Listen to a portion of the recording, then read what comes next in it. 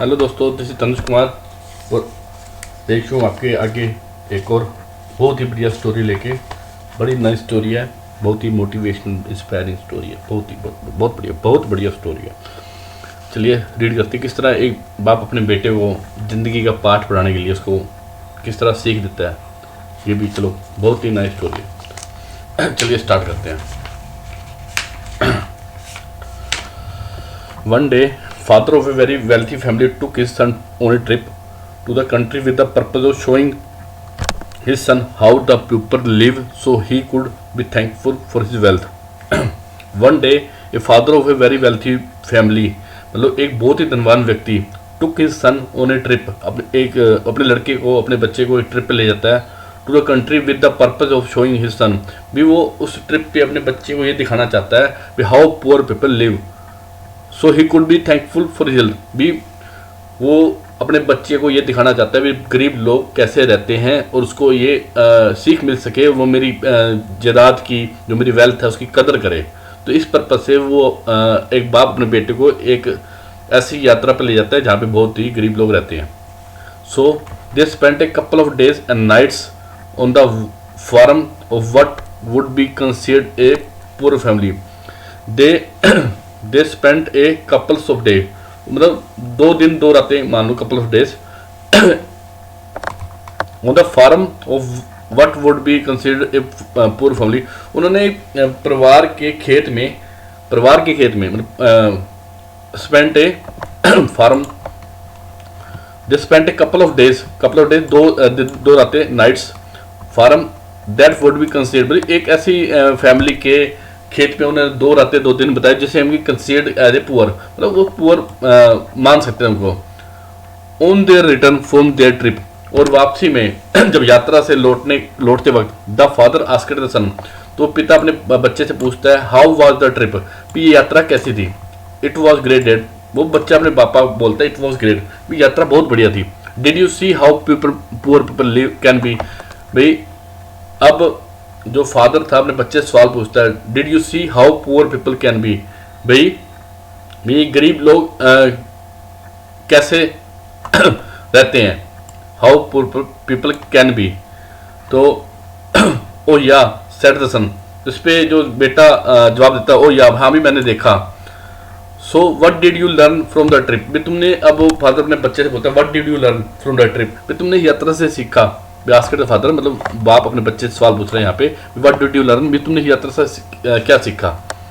The sun answered, तो वो बेटा अपने उसको जवाब देता है अपने पिता को, I saw that we have 1 dog and they had 4, मतलब हमारे घर पे एक कुत्ता है और उनके पास 4 है। इन द सेंस जब भी कोई आप किसी घर में जाओगे तो वो 3-4 कुत्ते उनके वैसे ही नॉर्मल किसानों के घर में या आम घरों में मिल जाते हैं, लेकिन अमीर लोग होते हैं उनके पास एक अलग कुत्ता होता है, उन्होंने पाला होता है। जो बच्चा होता है अपने बाप को जवाब देता है we had 1 but they have 4, we have a pool that reaches the middle of our garden, they have a creek that has no end। अब देखिए बच्चा कहता है वी हैव ए पूल, भी हमारे पास हमारे घर में एक स्विमिंग पूल है जो कि हमारे बगीचे मिडल ऑफ द गार्डन, मतलब बगीचे तक पहुंचता है। एंड दे हैड ए क्रिक, और जिसका कोई अंत नहीं है, मतलब देयर इज नो एंड। क्रिक का मतलब होता है बहती हुई नदी होती, जब आप एक तो नदी होती है बहुत बड़ी, एक जैसे बर्फ का पानी पिघलता है तो पत्थरों के बीच में से एक छोटी सी नदी निकलती है, क्रिक कहते हैं उसको, जो उनके घर के लोग पास से निकलती है।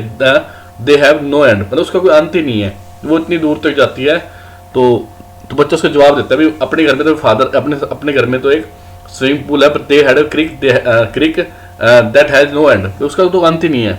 We have imported lanterns in our garden and they have the stars at night, भी हमारे जो हमारे बगीचे हैं, we have imported lanterns in our garden, भी हमारे इम्पोर्टेड लेंटर्स होती है, भी जो लाइटें नहीं होती जैसे आप कहते हैं लैंप, इम्पोर्टेड लेंटर विदेशी lamp over garden and they had the stars, भाई उनके पास तो पूरा आसमान है। भी हम तो अपने गार्डन में छोटी छोटी लाइटें देते हैं, पर जब वो सोते हैं जब उनके पास तो सारा आसमान जो स्टारों से भरा हुआ दिखता है, ठीक है, उनके पास तो सारा भरा हुआ दिखता है, ठीक है।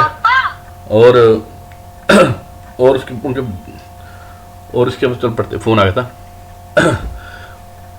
और patio reaches to the front yard and they have the whole horizon. मतलब इसमें क्या है, और patio reaches on the front yard, मतलब जो हमारा जिसे कहते हैं कि आंगन जिसे है, हमारे आंगन जो है सामने घर तक जाता है, मतलब सामने घर के सामने थोड़ा सा आंगन छोड़ा होता है, उसके बाद गेट होता है। But they have the whole origin, परंतु उनके पास क्या, उनके पास तो पूरा क्या पूरा, उनके पास पूरा पूरा वो सारा जो है होल होरिजन क्षितिज, मतलब उनके पूरा मैदान ही उनका है, ठीक है, जो क्षितिज horizon. They have the whole the horizon.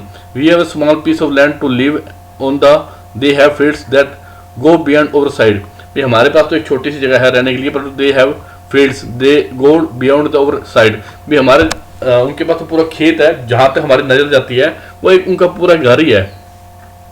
We have servants who serve us but they have serve others. हमारे पास नौकर है जो हमारी सेवा करते हैं, पर तो वे लोग दूसरों की सेवा करते हैं, ठीक है।